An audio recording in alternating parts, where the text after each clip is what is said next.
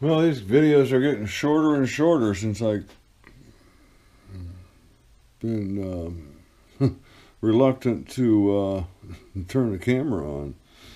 I've milled my first Keyways.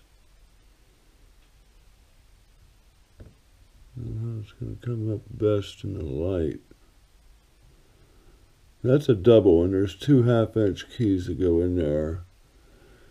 And despite what that looks like, it's only a 1/2 inch.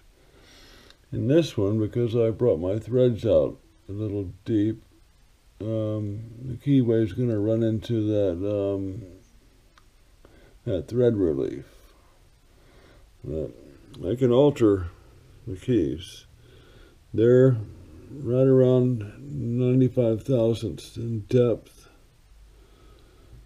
And once again, if the key needs to be altered, so be it. This one here,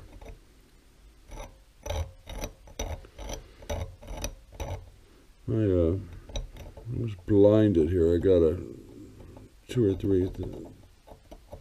or 4 thousandths cut before I figured out where I was supposed to be at. So there's number 1, 2, and there's that double. So yeah, I got that all, it was all cleaned off. Now that I've rubbed this dirty end mill in there, I guess I need to clean that out again. And I'm going to chemically glue it. Okay, like I said, I got to doing this and got wrapped up in it and didn't think about recording it. You saw my setup though. Now, a couple little visitor from the shop came in and helped me out. A couple bozos. Here, when I cut these threads, I probably cut them a little deeper than I needed. I have about 75 thousandths of floating keyway here. So actually, it's probably not even that much. Let's get a measure on that. That key is a 1/2 inch. So let's set that up on 2. And that is 30 seconds. 16. Actually, yeah, I could have. Well, actually, no. The fact that the keyway is over a 1/2 inch. The thing is from the end of the shaft to the beginning of the keyway falls in this thread relief. I don't think that's going to be a problem. Okay, and then Bozo came to visit again here. And we have this key here.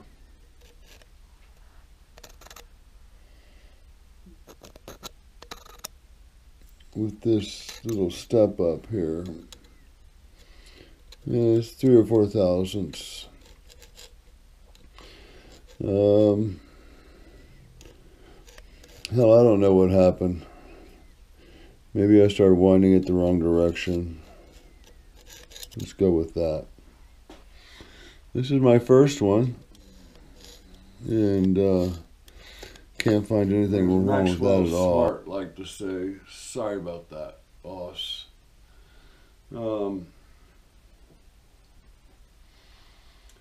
Yeah, I did stop and do a little videoing, but once I started actually cutting metal, the camera was not even a thought, or an afterthought for that matter. But I'm happy with the results. I'm so easily impressed. I'm impressed with myself. And it's no big deal. I mean, I was doing this on my mini lathe 6 months into ownership, so not a big deal. But nonetheless, I'm kind of proud of that.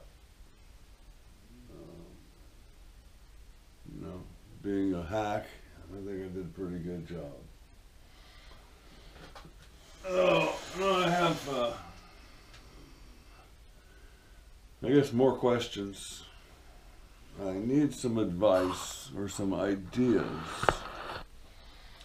on what I might do with a range of MT4 tapers from 1 3/8 to 1 1/8, I think. 1 1/16. So I got from 1 1/16 to 1 3/8 MT4 drills. This one's never been turned before.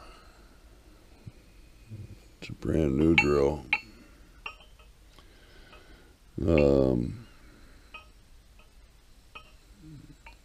Has an M inside of a box for the logo. A lot of them have that. This one here is a national high speed. And this one has a kind of a shield with a B inside of it, US. And this has a box with a V. So I don't know what brands they are or whatever, but I'm kind of thinking I could turn them down to MT3.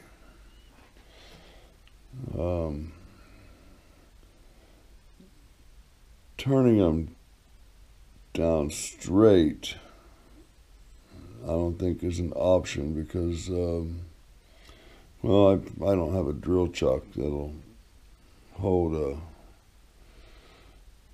at least a 1-inch shank. If I was going to turn that down, I would want to do at least an inch. Let's see what somebody else did. So someone else turned this down. Let's see what dimensions they used.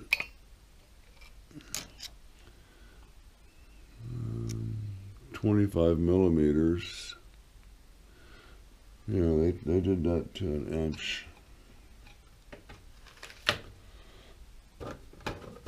So, you know, if I get an extra $300 to buy a 1-inch Jacobs chuck, I could turn them down to an inch. I'd really like to use the taper. Okay. That's all I got for this one, and that's going to be until I can find somebody to silver solder this for me. I've been thinking about asking Steve Long, but you know, I know these guys are so busy in their own projects, and you know, I don't want to mail something to somebody and have it sit on their shelf for 6 months before they even have time to address it. So I think I'll probably head off to some machine shops or some fabricators and find me somebody locally who's not going to charge me an arm and a leg. And I wouldn't mind doing the silver solder thing myself, but I would rather not,